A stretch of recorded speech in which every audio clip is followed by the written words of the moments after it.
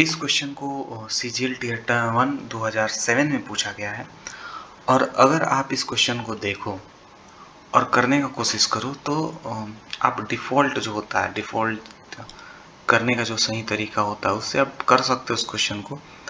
पर एग्ज़ाम्स में मुझे नहीं लगता कि वो तरीका आपको हेल्प करेगा, क्योंकि आप इसको चाहो तो किसी भी तरीके से कर सकते हो। हमें किस चीज़ का मतलब होता है आंसर का, हमें जो एग्ज़ाम्स में हमें चाहिए वो चाहिए हमें आंसर्स। तो हम क्यों फालतू के चक्कर में पड़ने जाएं, क्यों इसमें इतना दिमाग लगाने जाएं।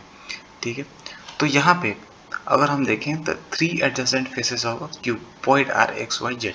जो फेसेस है ना, अगर एक क्यूबॉइड है, हम यहाँ पे एक क्यूबॉइड ले लेते हैं, तो ये क्यूबॉइड है, इसके जो फेसेस हैं उनका एरिया दिया हुआ है, इसका, इसका और इसका, एडजेसेंट फेसेस, इन्हीं का एरिया दिया हुआ है। अगर देखो मैं एक छोटा सा चीज़ बताता हूँ, उससे आप समझ जाना बस कि कभी भी आप जब निकालते हो फॉर्मूला, कोई होता है, कोई भी फॉर्मूला, उस फॉर्मूले में अगर आप कोई भी वैल्यू पुट करते हो तो होता क्या है कि आपका एक सॉल्यूशन निकलता है। ठीक है, कोई भी फॉर्मूला एक रिजल्ट जो देता है, वो रिजल्ट क्या होता है, सही होता है। हमेशा फॉर्मूला पे पुट करोगे वैल्यू, जो रिजल्ट आएगा हमेशा सही आएगा। ठीक है, हमेशा सही आएगा। आप डिपेंड करता है कि क्या वैल्यू पुट कर रहे हो। ठीक है, तो इस क्वेश्चन को मैं बोल रहा आपको कि फॉर्मूला बनाओ। ठीक है, क्वेश्चन आपको दे दिया एक्स वाई जेड के टर्म्स में और आपको बोल रहा है कि इससे आप एक फॉर्मूला बना दो, एक रिजल्ट बना दो। ठीक है, तो हम ऐसा करें तो हमारा टाइम लग सकता है, हम क्यों ना रिजल्ट ही बना दें और उसको फॉर्मूला में पुट करके चेक कर लें। अब रिजल्ट कैसे बनाएंगे हम? ठीक, एक क्वेश्चन हम कर लेते हैं और फॉर्मूला में मैं लास्ट में पुट कर देते हैं। मान लो कि जो साइड्स हैं वो ए बी और सी है। अब हम ए बी सी का वैल्यू 2 3 4 मान लिए, तो जो एडजेसेंट साइड्स हो जाएंगे, ठीक है, x का वैल्यू क्या हो जाएगा 6, जो एडजेसेंट साइड होगा, जो y का वैल्यू हो जाएगा 12 और z का वैल्यू हो जाएगा आपका 8। समझ रहे हो ना, length into breadth, breath into height और हाइट इंटू फिर से लेंथ।